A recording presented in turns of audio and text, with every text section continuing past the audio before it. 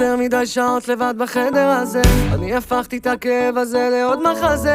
אני חייב להתאפס, לחזור להיות כזה שמכין שרשראות מצד הכל לחזה.